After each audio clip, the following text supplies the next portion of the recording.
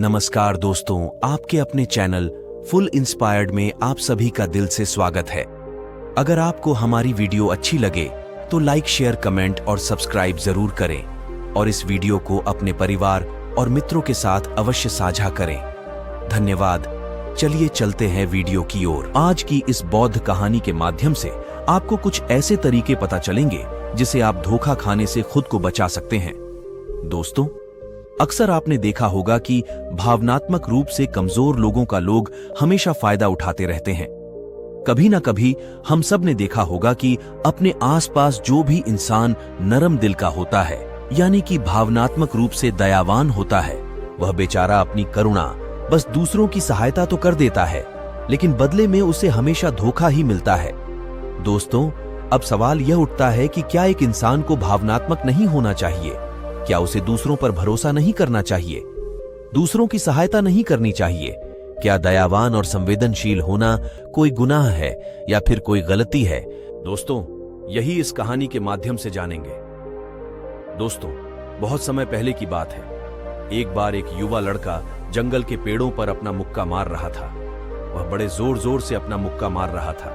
वह अपने मां का गुस्सा निकालने की कोशिश कर रहा था। शायद उसको किसी ने धोखा दिया था या फिर उसके साथ बहुत बुरा हुआ था, जिससे वह बहुत ज्यादा परेशान था। उसे कहीं भी शांति नहीं मिल रही थी। वह लगातार उसी पेड़ पर मुक्के मार रहा था, जिससे उसकी उंगलियां लहूलुहान हो चुकी थीं। इस जंगल में एक शीतल पानी का झरना था। वहां पर एक बौद्ध भिक्षु रोज संध्या काल के समय स्नान करने आया करते थे। यह उनका रोज का नियम था। आज जब वह बौद्ध भिक्षु इस रास्ते से स्नान करने के लिए उसी जंगल में आए तो देखे जा रहे थे। भिक्षु एकदम चुपचाप खड़े हुए थे। उसने युवक से कुछ नहीं बोला, कुछ नहीं कहा, बस वह उसको लगातार देखता रहा। कुछ देर तक तो उस युवक ने उस भिक्षु को नजरअंदाज किया, लेकिन कुछ देर बाद उसे अजीब सा लगने लगा। तब उसने सोचा कि ना तो यह मुझे रोक रहे हैं और ना ही कुछ कह रहे हैं। यह तो बस मुझे देखे जा रहे हैं। इसका क्या मतलब है? बड़ा अजीब आदमी है। ऐसे ही विचार उसे लड़के के मन में उठने लगे थे। जब कुछ देर बाद भी वह भिक्षु कुछ नहीं बोले तो लड़के ने अचानक से उससे पूछा, मान्यवर, आप अपने रास्ते क्यों नहीं चले जाते? आपको क्या मतलब? मैं खड़ा हूं, मुझे देख क्यों रहे हैं? फिर भिक्षु ने बड़े शांत स्वर में कहा, बेटा, मैं तुम्हें रोक नहीं रहा हूं, ना ही तुमसे कुछ कह रहा हूं। तो मुझे तुमसे क्या परेशानी है? मेरे ही तरह यह पेड़ पौधे, यह पक्षी, ये सब तुम्हें ही देख रहे हैं। जब इसे तुमसे कोई परेशानी नहीं है तो मुझे क्यों परेशानी है? यह सुनकर और लड़का जोर से चीख कर बोला, मुझे सबसे परेशानी है। मैं सबसे नफरत करता हूं। यहां पर सब धोखेबाज गद्दार होते हैं। कोई किसी का नहीं होता इस दुनिया में। और इस तरह बोलते बोलते वह फूट फूट कर रोने लगा और रोए जा रहा था और बौद्ध भिक्षु उसे देखे जा रहे थे। वह उसे चुप करने की कोशिश भी नहीं कर रहे थे। यह बात तो उस लड़के को और ज्यादा अजीब लगी। अब रोना छोड़कर उस लड़के ने चुप होकर उस भिक्षु से कहा, बड़े अजीब आदमी हो आप। आपके सामने कोई इंसान दुखी है, परेशान है, और आप उसे चुप भी नहीं करा सकते हैं। मन में बिल्कुल भी संवेदना नहीं है। आपको अपने साधु होने पर लाजमी होना चाहिए और ऐसे ही न जाने क्या क्या जली कटी बातें वह युवक उस भिक्षु को सुनाने लगा। कुछ देर बाद जब युवक का सारा गुस्सा निकल चुका था, तब भिक्षु ने बड़े ही शांत स्वर में कहा कि आज मैं तुम्हें कंधा दे सकता हूँ, तुम्हारे आंसू पूछ सकता हूँ, लेकिन इससे तुम्हारी समस्या का समाधान नहीं होगा। कुछ देर के लिए तुम्हारा मन बहल जाएगा, बस उसके बाद वही जिंदगी, वही लोग जो तुम्हें कल सांत्वना देने के लिए भी तुम्हारे पास नहीं होंगे। फिर से तुम इस जिंदगी में लौट जाओगे। कोई तुम्हें धोखा देगा, कोई तुम्हारा फायदा उठाएगा और तुम अपने मन को ऐसे ही तकलीफ पहुंचाते रहोगे। तो आंसू बहाने की बजाय तुम्हें मुझसे कुछ ज्ञान की बातें सीख लेनी चाहिए, जिससे तुम्हें जीवन में कोई भी धोखा ना दे सके, तुम्हारी अच्छाई का कोई भी फायदा ना उठा सके। बेटा, याद रखना, आंसू बहाने वाले तो तुम्हें बहुत मिल जाएंगे, लेकिन ज्ञान और सही समझ देने वाला कभी कभी कोई इंसान मिलता है। भिक्षु ने उसे बताया कि मैं पास ही के झरने में स्नान करने के लिए जा रहा हूँ। वह बहुत ही शीतल पानी है। अगर तुम चाहो तो तुम भी मेरे साथ चल सकते हो।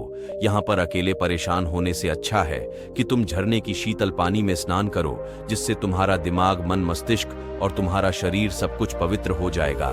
यह सुनकर वह लड़का उस भिक्षु के पीछे पीछे चल लिया।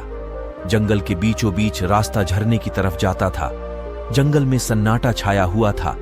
उनके पैरों तले सूखे पत्तों की चरमराने की आवाज पूरे जंगल में गूंज रही थी। आज पूर्णिमा की रात थी और आसमान में चांद अपनी उजली रोशनी उस जंगल में फेंक रहा था। उस रोशनी में दोनों उस झरने की तरफ बढ़ते चले जा रहे थे। रास्ते में चलते चलते उस युवक ने उस भिक्षु से कहा, मान्यवर, आपकी जिंदगी मस्त है, आपको किसी चीज की कोई परेशानी नहीं है। क्या आपको पता है कि दुनिया में कैसे कैसे लोग फंसते हैं? कितने धोखेबाज, कितने मुख्तार, और सबसे बड़ी बात, अपने लोग ही धोखा देते हैं। जिसे हम प्रेम करते हैं, जिनको हम अपना मानते हैं, जब उन्हीं से धोखा मिलता है तो कैसा महसूस होता है? कभी कभी तो ऐसे लगता है कि भोले और दयालु लोगों के लिए यह दुनिया नहीं बनी है। यह सिर्फ धोखेबाजों के लिए है और जुल्मी इंसानों के लिए है। वही यहां पर फलते फूलते हैं, वही आनंद से जीते हैं। और हमारे जैसे लोग जो दूसरों की सहायता करते हैं, दूसरों को अपना मानते हैं, वह हमेशा जीवन भर दुख में रहते हैं। यही जीवन की सत्यता है और यही संसार है जिसमें हमें रोज घुट घुट कर मरना पड़ता है। आपने सही किया, ऐसी जिंदगी को त्याग दिया, पीछे छोड़ दिया। अब बस अपने आप में मस्त, किसी से कोई परेशानी नहीं है, किसी की कोई चिंता नहीं है। मैं भी सोचता हूं कि मैं भी संन्यास ले लूं, छोड़ दूं इस दुनिया को। यह सुनकर उस भिक्षु ने कहा, बेटा, तुम्हें क्या लगता है सन्यासी जीवन बहुत आसान होता है? भिक्षु ने बड़े शांत स्वर में कहा कि तुम्हें तो 2 वक्त की रोटी तो शांति से मिल जाती है, हमें तो कभी कभी वह भी नसीब नहीं होती। अगर मिल जाए तो हम खा लेते हैं, वरना हमें तो भूखा ही सोना पड़ता है। यही सन्यासी जीवन है। हमें हमेशा नीचे सोना पड़ता है, सिर्फ एक लंगोट में रहना पड़ता है, चाहे कैसा भी मौसम क्यों ना हो। बेटा, यह सब तुम्हें आसान लगता है तो तुम भी सन्यासी बन जाओ। फिर युवक ने कहा कि आप कहते तो ठीक ही है, संघर्ष तो दोनों तरफ है, सांसारिक जीवन में भी और सन्यासी जीवन में भी। वैसे सांसारिक जीवन भी अच्छा है, लेकिन तब तक जब तक घर परिवार में सुख शांति बनी रहे, धोखा ना मिले, हमारे लोग हमारा फायदा ना उठाए, हमसे झूठ ना बोले, हमें धोखा ना दे, तो जीवन जीने का आनंद होता है, वरना तो जीवन नर्क हो जाता है। फिर भिक्षु ने कहा, देखो, सन्यास अपने मन से लिया जाता है। जब हमारा मन कहता है कि हमें सन्यास के मार्ग पर सफलता हासिल करनी है, आगे बढ़ना है, तो ही सन्यासी जीवन सफल होता है। लेकिन तुम अपने घर से परेशान होकर, दूसरे लोगों से परेशान होकर सन्यासी बनना चाहते हो, तो तुम्हारा सन्यासी जीवन कभी भी सफल नहीं होगा। इससे अच्छा तो तुम सांसारिक जीवन में अगर कुछ तरीके, कुछ नियम अपनाओ, तो दूसरे लोग तुम्हें धोखा नहीं दे पाएंगे। सबसे पहले तो यह समझो कि धोखा उन्हें ही मिलता है जो भावनात्मक रूप से कमजोर होते हैं, जिनके दिल जल्दी पिघल जाते हैं, जो दूसरों का दुख नहीं देख पाते हैं। ऐसे लोगों के साथ धोखे होने की संभावना ज्यादा होती है, क्योंकि कोई भी आदमी अपनी परेशानी बताकर, अपने को दुख में बात कर तुम्हारा फायदा उठा सकता है। क्या पता वह झूठ बोल रहा हो या वह दुखी होने का नाटक कर रहा हो, लेकिन आपको तो सच ही लगेगा। और उसके बाद कुछ समय बाद आपको पता चलता है कि आपके साथ धोखा हो गया। उसके बाद आपका मन अंदर से टूट जाता है। इसीलिए सबसे पहले इस बात का ध्यान रखना कि किसी भी व्यक्ति को यह एहसास मत होने दो कि तुम भावनात्मक रूप से कमजोर हो। अंदर से तुम्हारा दिल नरम है। अगर उन्हें यह कमजोरी पता चल गई तो वह कोई ना कोई चाल रचकर आपका फायदा उठाने की जरूर कोशिश करेंगे। चाहे आप अंदर से संवेदनशील हो, दूसरों की मदद करने वाले हो, लेकिन किसी को एहसास मत होने दो। ऊपर से कठोर बने रहो। जब लोगों को लगेगा यह आदमी कठोर है, तब वह लोग जो झूठे हैं, मक्कार है, वह आपके पास आएंगे ही नहीं। वह उन्हें ढूंढेंगे जो उनके आसानी से शिकार हो सके। और दूसरी बात समझने की यह होती है कि हम बहुत जल्दी दूसरों पर विश्वास कर लेते हैं, और हमारा जल्दी विश्वास करने की आदत ही हमें हानि पहुंचाती है। 2 दिन नहीं तुम्हें किसी से मिले हुए होते हैं और तुम एक दूसरे के हो जाते हो, एक दूसरे पर पूरा भरोसा करने लग जाते हो, और यह भरोसा तीसरे दिन टूट भी जाता है, और फिर तुम्हें धोखा मिलता है, और फिर तुम परेशान होते हो।